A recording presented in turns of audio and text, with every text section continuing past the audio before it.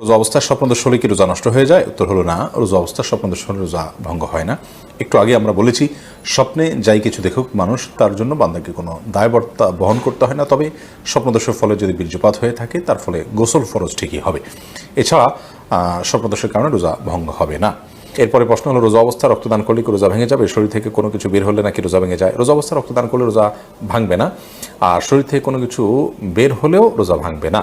তবে রক্তদান করতে গিয়ে যেন এত বেশি রক্তদান করা না হয়, বা দুর্বল শরীরে যদি রক্তদান করা হয় যার ফলে তিনি অসুস্থ হয়ে পড়ে রোজা আর কন্টিনিউ করতে না পারেন, সেই পর্যায়ে যাওয়া উচিত নয়। বাকি এক ব্যাগ রক্ত দিলেন, তিনি নিজের প্রতি যে আস্থা আছে যে তার বড় কোনো ক্ষতি হবে না, তাহলে তিনি এটা করতে পারেন।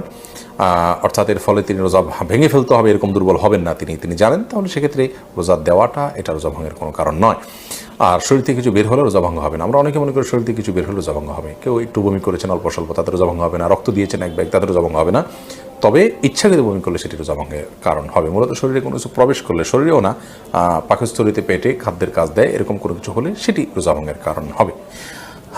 এর পরের প্রশ্ন হলো, রোজা রাখা অবস্থায় কি গুপ্তাঙ্গের লোম পরিষ্কার করা যাবে? উত্তর হলো করা যাবে, কোনো অসুবিধা নাই, এর ফলে রোজার বা সিয়ামের কোনো ক্ষতি হবে না। এরপরের প্রশ্ন হলো, রোজা অবস্থায় যদি হস্তমৈথুন করে তাহলে রোজা ভেঙে যাবে কিনা? ভেঙে গেলে যদি সাথে সাথে ফরজ গোসল করে পুনরায় রোজার নিয়ত করে তাহলে কি রোজা হবে? না, এর ফলে রোজা আর জোড়া লাগবে না। হস্তমৈথুন করে বীর্যপাত যদি কেউ করে তার ফলে রোজা ভেঙে যাবে।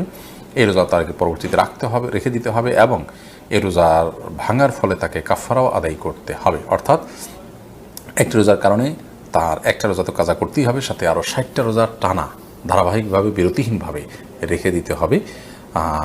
এটি তার জন্য একরকম শাস্তি, এবং এটি জঘন্য অপরাধ বটে। যার কারণে আল্লাহ মাফ করুক, এ ধরনের অপরাধ থেকে আল্লাহ তাআলা হেফাজত করুন, এবং এই ধরনের অপরাধ থেকে আমাদেরকে বেঁচে থাকার মতো ইমানের শক্তি, তাকওয়া আল্লাহ তাআলা আমাদেরকে দান করুন।